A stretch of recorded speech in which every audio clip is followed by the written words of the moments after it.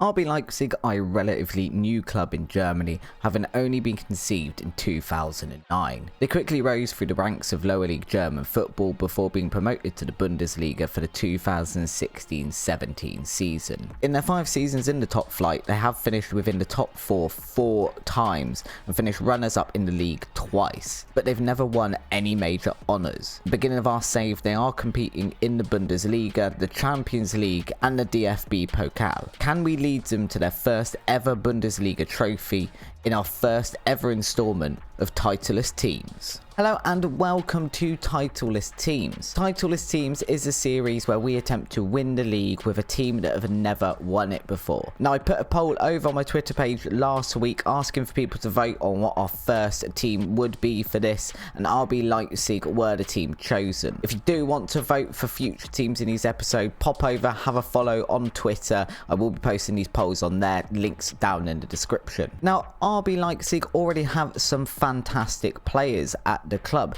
such as Dani Olmo, who's a great player with some great attributes. We can see here we've got 17 for dribbling, 16 for first touch and technique, and a 15 for his passing attributes. We've also got players like Andre Silva, who's a new signing this season. He was brought in from Frankfurt for 19.75 million. Pretty decent all round, but I'd say his 16 finishing is probably his standout attribute. Leipzig did lose a couple of big players this past summer though, in the shape of Kanati, who went over to Liverpool for the sum of £34 million, and Upamecano, who's gone over to German rivals and probably our main competition in this save, Bayern Munich. At the start of our save, Newcastle have already been spending their millions as well, and they've snapped up our attacking winger Christopher Nkunku. They have paid us a pricely sum of £47 million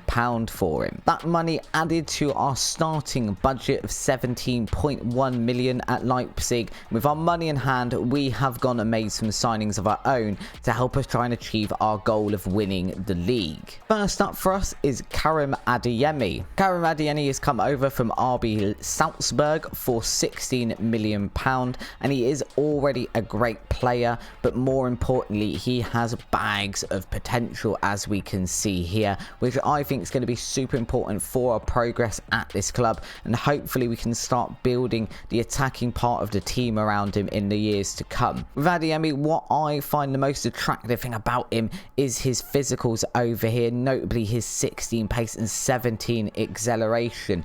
So he's going to be able to outpace most players that he comes up against, and that is going to be essential for our formation, which we will have a look at in a second. Next up, we needed to sign a centre back to replace the outgoing Kanati and Upamecano. I did feel like we were a little light in that area, so we've brought in Oumar Soleil, who's a French centre back. He is also come over from RB Salzburg. We are really working that Red Bull connection so far. We signed him for 16.25 million. He's another one that is definitely good enough to play for the side now, but again, bags and bags of potential, as we can see up here, and at the age of 21 he has plenty of time to do it as well. He's relatively decent in all the main attributes you would want from a centre back, and he's also pretty decent with both feet. We can see he's very strong with his right foot and reasonable with his left foot, which again is going to be really important in his role of playing as a ball playing defender, which again we are going to need for the formation we are playing. We still felt a little light in that defensive area, so we have signed a second centre back, which is Mohamed Kamara, not from Salzburg this time. He comes in from Young Boys for 3.2 million, which is a lot cheaper than the other 2 deals we've made so far for us, but he is first team ready straight away as soon as we've got him, and he offers us that extra bit of depth in defence as well. I'm really hoping that his 16 jumping reach here that we can highlight and his 14 heading will allow us to score some goals off of set pieces one end, maybe some corners and free kicks, and will stop crosses coming in at the defensive end of the pitch. We made one last signing before the start of the season though, And that last signing is Rodri. Rodri's coming in from Betis in Spain for 18.25 million. He's another player who is definitely first team ready now, but bags and bags of potential for the future, which is very much what I've gone for at the start of this. And I'm hoping to be able to develop into a world-class player for us over the next season, and that transfer fee will look like an absolute steal. So as we attempt to win the Bundesliga, this is the formation we are going to be using. It's a very attacking 4-2-3-1 wide. I actually saw this in a video by Omega Luke, so big shout out to him. I will link that video down in the description if you want to have a look how this formation works. But the idea is essentially to outscore your opposition, and I think we've probably got the attacking players to do it. I have reduced the mentality a notch because it was on over attacking. I've reduced it to attacking just because I think maybe that was overkill and it left us a little too exposed at the back. But this is the formation as it is, so we're playing with two complete wing backs on either side. They're going to be bombing forward up the wings, and then you've got two inverted wingers in front of them on either side, so they are going to be cutting in as the wing backs come up alongside them. I think that combination of those roles actually causes chaos for opposition defenses, because they've either got the choice of marking these two wing backs and staying wide, in which case they can't trap the two inverted wingers that are cutting in towards the box, or they mark and follow the inverted wingers, and then the complete wing backs can keep hold of the ball and bang across in for the two inverted wingers, the advance forward and the shadow striker as well. So you end up with either 4, maybe 6 people on the attack in the box at any one time. We also, as I've just said, have a shadow striker who had even more attacking threat to this team, and then an advance forward. So essentially, like I said, if this works right, we end up with 6 players in the box at the same time, which just overloads the opposition defense. We then have 2 ball playing defenders playing in the heart of our defense back here, which is going to allow us to build from the back and not just lump it forward, which also gives these 2 wing backs time to get up the pitch to be able to support the attack as the ball arrives there, rather than just hitting a big long ball and then we lose it, which if you've seen any of my other saves, especially our Let's Play one with Nottingham Forest, it's my main complaint that goalkeepers just hit it long and they just gift the position back to the other team. We don't want to be doing that, hence the ball playing defenders. And in the midfield, we've got a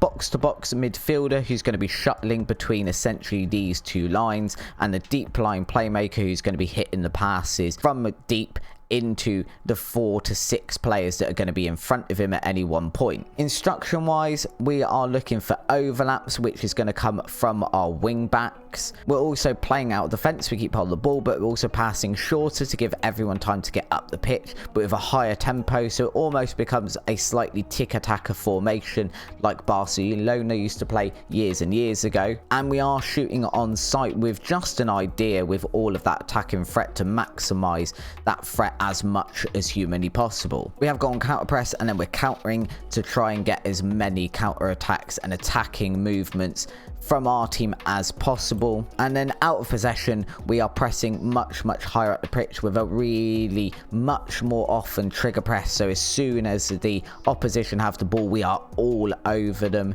We have got the standard defensive line though, because we're going to press so much, we don't want these big balls coming in over the top and leaving us too exposed, and we are getting stuck in, so we are probably going to see some yellow cards this season. And team wise, as you can see, the only players I've chosen to definitely play in this formation as often as they are available are these 4 here. We've essentially got Sole in defense just to give him as much game time as possible and hopefully develop this season. We've got Mariba because I think he plays quite well as a deep line playmaker. If we highlight that here, he's actually got some really good passing and first touch attributes. Some of his mentals could be a little better, but he's equally got loads of time to grow and plenty of space to develop. But I think if I don't put him in there, I don't think my assistant manager will play him there, so we're just securing that role. Then in the shadow striker position, we've got Danny Olmo. Again, it's not his preferred role in that position, but I think he's perfectly capable of playing it. The only thing that maybe lets him down a little is his 13 finishing, but I think we can look past that given his other attributes. And then up front, we have decided to go with my signing Adiemi rather than Andre Silva, and again the main reason for that is as an advance forward and wanting to counter attack really fast, his acceleration and pace are going to put him in front of Andre Silva and I think allow him to get more goals. It also gives him, much like the other players, the best chance of realising his potential as possible. So with the transfers done and the tactic chosen, we are now going to simulate forward a full season and see how we do with this team. So we're back after that first season, and did we win the league? No, we didn't. To be honest, we weren't expecting to in that first season, although it would have been nice, but we have finished a staggering 30 points behind Bayern Munich, and that's just not going to fly in this series. We need to do something about that very quickly. But for now, let's have a look at how we did in our competition. So we can see we didn't win the Bundesliga, but did we manage to win anything else? Also, no. Champions League, we got knocked out in the first round by Liverpool, and then we got knocked out in the quarter-final of the DFB Pokal by Union Berlin. Looking at that Champions League run first, then the results are here. We kind of had our group stage. We've beat that team whose name I'm not going to attempt to pronounce 3-2. We then beat Sevilla 3-1 as well. We've managed to get a 4-1 win over Man City, which is a fantastic result, I think. We then gone and lost 3-1 away at Man City, which is not so fantastic a result, and drew 1-1 with Sevilla, which is also not as fantastic a result, before dismantling that team again 3-1, but we've then lost 1-0 and 4-2 against Liverpool in the first knockout round. So no success for us in the Champions League, and because we got out the groups, we don't even drop down into the Europa League. That's just the end of our journey. But the DFB Pokal then, obviously not a great run in that either. We've beaten Ingolstadt 4-0 in the first round. We've then had a 3-0 win against Schalke. We've then had a 2-0 win against Arminia Bielefeld, is that? And then we've obviously lost 3-1 to Union Berlin in that match. And then in the Bundesliga itself, we didn't actually seem to lose a huge amount of matches. We've drawn 1 and won 2 in our first 3, but we have then lost to Bayern, which obviously is going to put a pretty big dent in our title aspirations. We've then had a draw against FC Köln. And then we've gone a pretty decent run of no games beaten, but we have lost against Borussia Dortmund, who also finished above us, and then we're just dropping these sort of stupid points like the 2-2 draw against Hoffenheim. We've then lost 1-0 to Augsburg there, which you just expect us to be doing better. I've no idea what happened there. It's a 5-1 loss to Stuttgart. Those sort of results are costing us points. And then we've gone on a horrible run here. A 1-1 draw with Wolfsburg, a 2-2 draw with Bayern, a 2-2 draw with Köln. And then towards the end of the season, we had 1, 2, 3, 4, 5, 6 matches there without a win. A good strong end to the season, but it seems like this tactic maybe is not going to be working for us, so we are going to change it up ready for next season. And actually looking at the performances of the players at our club last season, I think we probably do need to be changing this tactic. We arrange this by goals, remembering that our tactic is super attacking, so the whole point is to outscore your opposition. Our top scorer is Karim Adeyemi. He's got 18 goals in 41 appearances, and if I remember rightly, if I have a look, he only got 10 goals in the league, which is absolutely not title winning form. Andre Silva actually performed probably better because he's got a substantial more amount of goals in less games, 14 goals in 29 appearances. I still don't know if he's going to be our first choice striker or not next season at this point. And then we've got Dani Olmo, who was playing as a shadow striker. He's got 15 goals in the league in 31 appearances, and then 16 goals in total. And actually we've got a decent amount of goals. They're very spread out. I just want our strikers to be scoring a little bit more, because I feel like that's the point of buying a striker, really. But if I haven't looked, we've got Kevin Campbell. I don't know how you'd say that. I'm not German. He's got his 10 goals. We've then got Szoboszlai. He's scored 10 from that left wing as well. Rodri's only played 13 games. He's come off the bench a lot this season. He's got 6. Forsberg's got 5. Sole's got 5 from the heart of defence. Orban also from defence has got 4. And then we've kind of got little bits all over the place. Assist-wise, Forsberg, again, I guess most mostly playing on the left wing, has got 15 assists this season. Angelino, as the complete wing back on the left, has also managed to get 11, and Bosley, whose name I'm never going to be able to say, so just allow it. I can't pronounce names. He's got 10 assists as well. And again, we've then got Olmo, who's got 9, Adeyemi, who's got 7, Campbell, who's got 6, Moriba, who's got 6, and so on and so forth. So our performance hasn't been bad. It's very, very spread out. I think what we need is 2 or 3 players who are going to be the heart of our team and the guys that bang in loads and loads of goals and get loads and loads of assists. So if the rest of the team all participate like this and chip in little bits, we're going to become a fantastic team and win that league and finally stop Bayern Munich from dominating. And spoiler, but for the transfers I'm about to show you in a minute, when I say 2 or 3, I actually mean 9. But before we have a look at them, we're going to show you the new tactic for this season. So given that we literally were conceding goals all over the place last season, we've decided to put in place a defensive midfielder which will hopefully carry that back 4 a little bit and allow them to be a bit more attacking without worrying about the fact that Bayern are going to score 8 goals past them, for example. So it looks a bit like this. We've got a sweeper keeper, 2 fullbacks rather than those complete wing backs, so they're still going to go forward and support the attack, but hopefully not so much that they leave us so open at the back that it doesn't matter how many goals we score. We've got 2 central defenders, a deep line playmaker, box to box, and Mazzala, 2 inside forwards, so the same sort of theory as those inverted wingers from last season where they pull into the middle, and an advanced forward who will stay forward and hopefully put in some goals. Instructions wise, it's nothing too fancy. It's short passing, a higher tempo and overlapping either side. We're taking short kicks, distributing from the back and building from there, still pressing like we were last season. We've got a higher defensive line and much higher engagement. This is actually a tactic by GYRFM. It's a 4-3-3 dynamite that I found on Steam. I will link it down in the description below. But for now, let's go over to the transfers so we can see who we've actually bought for those positions. So first up, I thought we needed a better goalkeeper that could play as a sweeper keeper, so I've gone in for Dominik Livakovic. Now if you watched my first ever series on this channel during the beta part of FM22, Livakovic was with us at Arsenal and was fantastic, so I've gone straight over to him. He's coming in as a star player, as we can see, substantially better than anyone we've got. We have already played a few games this season because of the Qatar World Cup and things like that. He's made 7 appearances and had 2 conceded and 5 clean sheets, so he's already looking like a fantastic purchase. He did cost us almost £11 million, but to be fair, for a goalkeeper of his quality, I think that's a bargain price, and everything over here is relatively good. We're ignoring that 7 of first touch. That doesn't exist as far as I'm concerned. But everything else, I mean, 19 for one-on-ones is amazing. We then needed a new fullback, and actually we've gone in for Azpilicueta because 1, I think he's a fantastic player. 2, hopefully he can mentor some youngsters in the future. We probably won't be around for that because we're not intending to stick around very long at Leipzig. It's a rebuild, not a series. But he can actually play either side. Now predominantly I want him to play over on the left as a fullback, but actually he can play either side and he can cover in the central defence as well, so why not purchase him?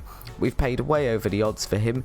We're not going to talk about that either. It's been a very expensive transfer window, but 15 crossing to get those crosses into the box for hopefully a really good striker to hit home. Spoilers. I think he's worth the money, even if the money was slightly ridiculous and 22.5 million. But again, we're here for a fun time, a short time, not a long time, so the money doesn't matter to us. To further shore up that defence, this time in the centre back position, we bought in Morato. Morato's come over to us from Benfica. He's cost us 30.5 million, but as we can see, he's having a pretty good season so far. He's again one with bags potential, but able to play this season. He is going to be probably our first choice centre back on the left this season, and some of these little technical bits could improve, but jumping reach of 16, he's got good strength and he's the first best centre back at the club currently. Oh yeah, also another player we've signed, Luis Romo. He's a Mexican central defender. Technically we bought him from Mexico. He was an absolute steal at 2.5 million, absolutely 100% the cheapest deal deal, I believe we did. He can play as either that deep line playmaker if we do want him there, and he's also covers in defence, and if we really need him we could play him as the box-to-box midfielder, but he probably won't play there. But again, 2.5 million, absolute steal for this guy. 17 stamina as well, and a 16 work rate, built for the German league. But I still wasn't sure if I was happy with my defence, because I felt we were a bit light at right back. So we've also brought in Rasmus Christiansen. He's come over to us from Red Bull Salzburg because we like raiding them every season.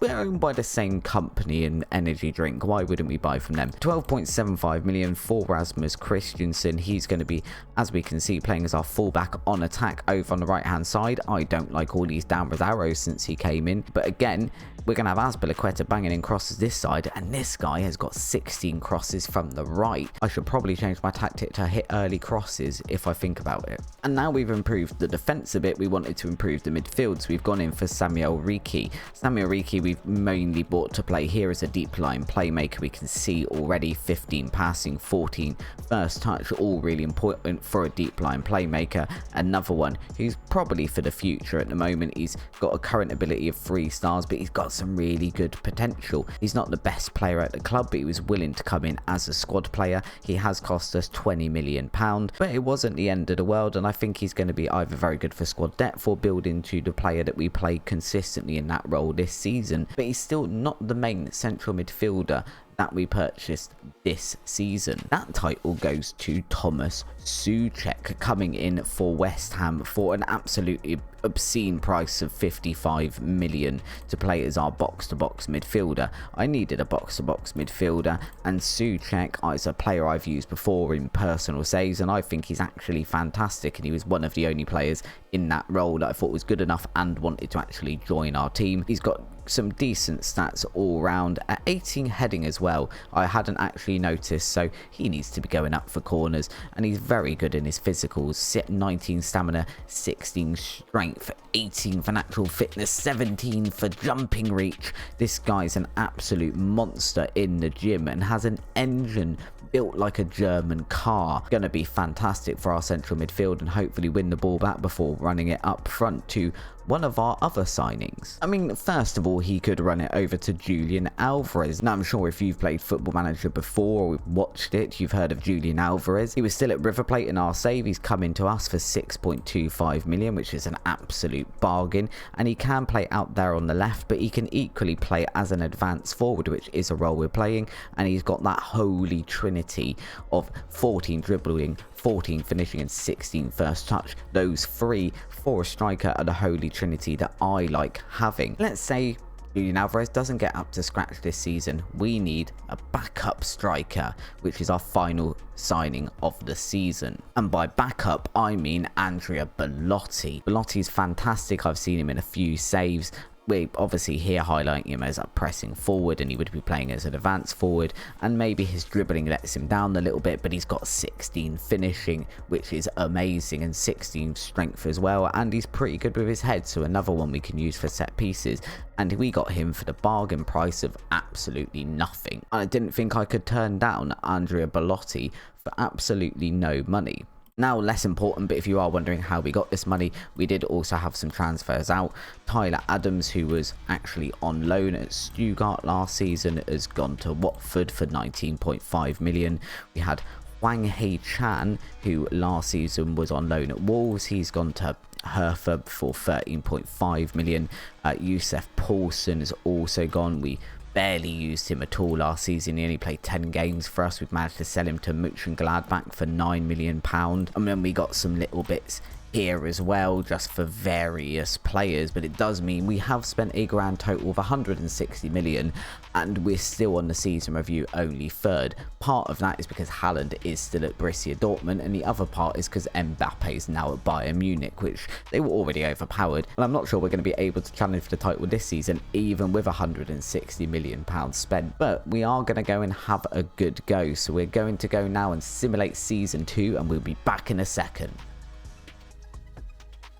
Before we have a look at how we did it in season 2, if you are enjoying today's video, please do drop a like on the video. It does really help and gets this out to some people who might not have seen it yet. But with season 2 over, how did we get on? Have we finally won our first title with RB Leipzig? No. With £160 million spent, exactly what I said has happened. We have still not managed to challenge for the title, and a lot of that, to be honest, is having a look just at the average rating stuff here. 50 goals for Haaland for Borussia Dortmund. Mbappe's only second in the average rating charts, which tells you how good some of the players are in this league at the moment. But having a look at us, we did finish third. The only thing different to season 1 is we are substantially closer to first place Bayern. Only 6 points behind in season 2, which is a really good improvement on the 30 points we were behind in season 1. So we have got a step closer to winning that title, but still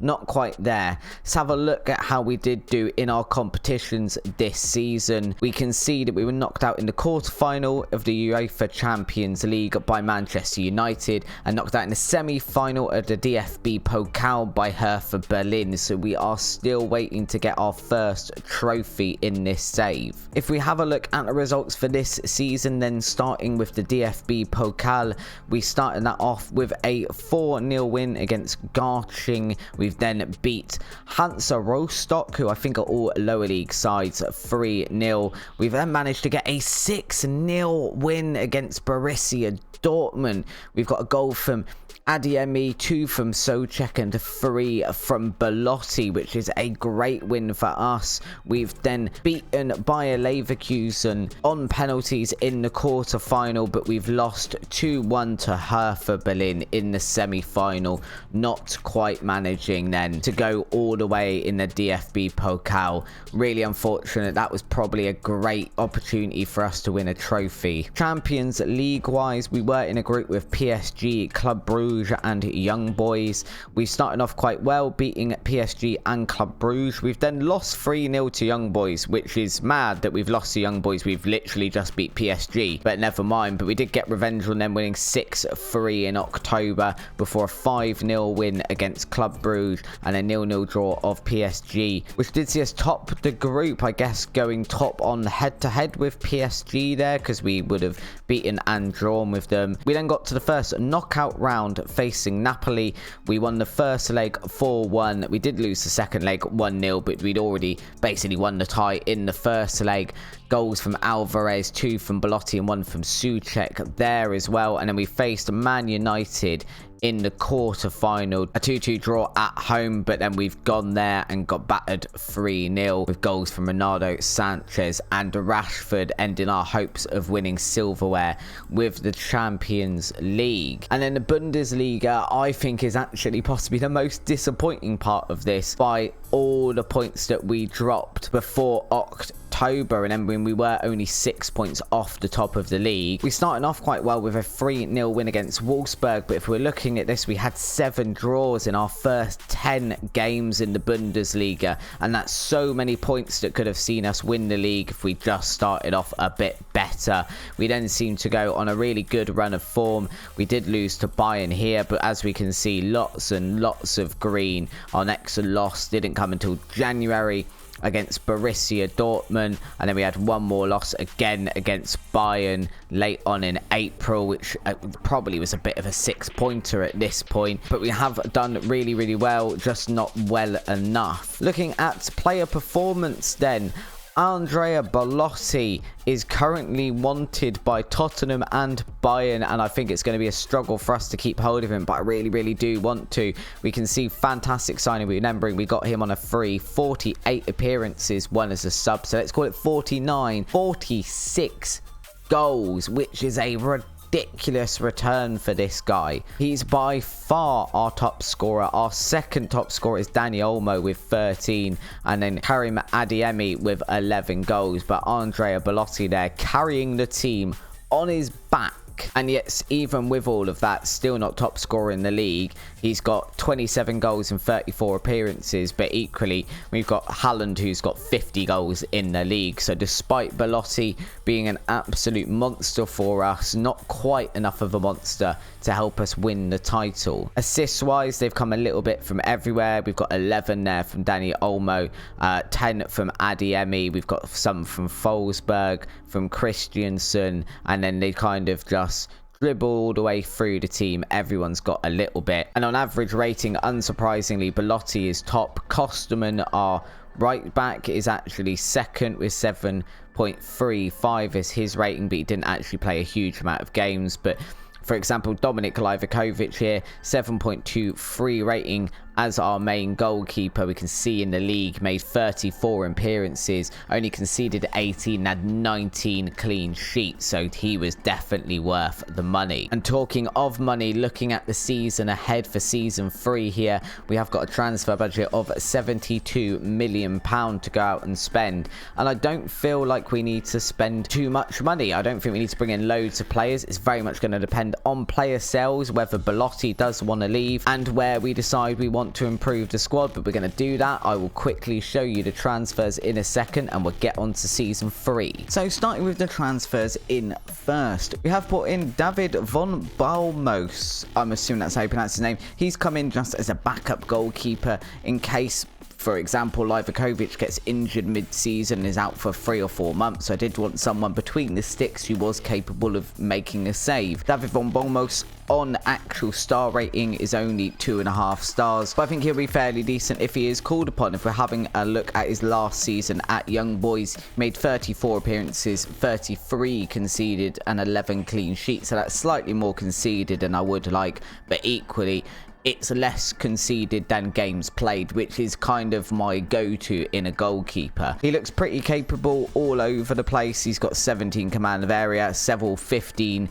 attributes, but again, he is mostly just here as a backup, so we're not too concerned with Van Bomos. We are concerned with a couple of other signings that we have made though. The first one being Mateus Nunes. Mateus Nunes has come over to RB Leipzig from Sporting for 33 million. As we can see, he's made 4 appearances for us so far, scored a goal and got a 7.15 rating, and he is very capable again in every attribute. We're probably most likely be playing him in this position as a DM, as a deep lying playmaker, but looking at his attributes, he's perfectly suited to playing that with 15 first touch, 15 for passing, 16 in technique. His vision is also a 16, so he's going to be able to see those passes that are going to unlock a defense, and maybe that is what we were lacking last season, just a player with that sort of vision that could see where to pass the ball at the time. And I think this guy is going to be very, very good for us this season. But what we did want to make sure is, while he's making those fantastic attacking passes, we also want to make sure we're not conceding at the back, and for that we have brought in 2 players, the first of which is Arthur Tete. He has come across to us from Bologna in Italy for 17.5 million, and I think for 17.5 million actually this guy is golden. As we can see, 4-star current ability, 17 heading, he's great at marking, he's great at passing, his tackling is fantastic. All his mentals I feel are at least very good, and occasionally, such as anticipation, fairly fantastic. And he's got 17 jumping reach as well as 16 strength, so he isn't going to get overpowered by any potential big target man. If you imagine sort of a Romelu Lukaku in the Premier League that could come and bully defenders, Arthur Tete not going to be bullied there. And for the eagle-eyed viewers, you would have already seen our other signing. He was very expensive, but I really, really wanted to have the best defense we possibly could, and that is Kurt Zouma coming over to us. I believe he was still at West Ham. He was still at West Ham. We've bought him for £66 million. I think he's going to be worth every penny. If he isn't, he's just a very expensive flop. But I play with him before on personal saves, and he always comes very, very good. As we can see, 17 heading for him. He's not quite as good maybe defensively as Arthur Tete, but actually what he makes up defensively, he will go and nick you a goal the other end. 17 heading, 20 strength and 18 jumping reach, and actually when we are on the attack, he's also got 16 for pace and 18 for acceleration, so we can get up the other end of the park very, very quickly. We have only made those 4 transfers in. We have had some outs as well. The most important one, Mohamed Kamara, who we signed, I believe, last season. He's gone out for 13.25 million. Alexander Sorloth, who's been on loan for 10 million. Forsberg is also gone. Hadiera, Klosterman. So we've got rid of, as we can see, quite a few players here in order, more than anything, to free up wages to be able to bring these players in and keep players like Belotti, who we have managed to keep, which I think is better than any of the transfers we've had made. We're going to simulate on the rest of the season. I will come back at the end of season 3. This is going to be the last season we do with RB Leipzig, mainly because of time restraints on my part, but equally because I feel like if we don't win this season, we're not going to win anyway. So let's go ahead and simulate this season. Back in a second. We have simulated season 3, our final season with RB Leipzig. How did we do? Did we finally dethrone Bayern Munich and win the Bundesliga with Leipzig? Yes, we did. On our final attempt, we have finally beaten Bayern, as we can see over here. It was a very tight affair, with us finally topping the group on goal difference. And I think we did beat Bayern twice in the season, but we'll have a look at that in a minute. And it went down to the last day of the season. Let's have a look at the results in the Bundesliga then. So our results in the Bundesliga, as we can see, we did do quite well. We didn't actually lose a match until January. That was a 5-1 loss against Borussia Dortmund, where for some reason we've just, don't know, folded, tired, got battered. Not sure. But before that, we have been scoring goals for fun. I mean, some highlights here. We got a 5-1 win against Wolfsburg and a 4-1 win against Werder Bremen at the start of the season. A 4-1 win here earlier on in the season against Borussia Dortmund as well. We've got 5-0 win against Mönchengladbach, and it just kind of goes on like that. I mean, the most important matches in here, a 4-1 win against Bayern Munich midway through the season, and perhaps the most important match of all, a 2-1 win against Bayern Munich on the last day of the season, which did put us top. We were second place before that. We managed to draw level on points with them and finally win a title with Leipzig in our 3rd season. But yeah, look at the goals in here. I mean, there's an 8-0 win there against Union Berlin. It's ridiculous, some of these. But how do we do in our other competitions then? We won the Bundesliga. We've got our first trophy with RB Leipzig. We've had a successful rebuild. Was this our only success? Let's have a look at the other competitions then. So we were in the DFB Pokal.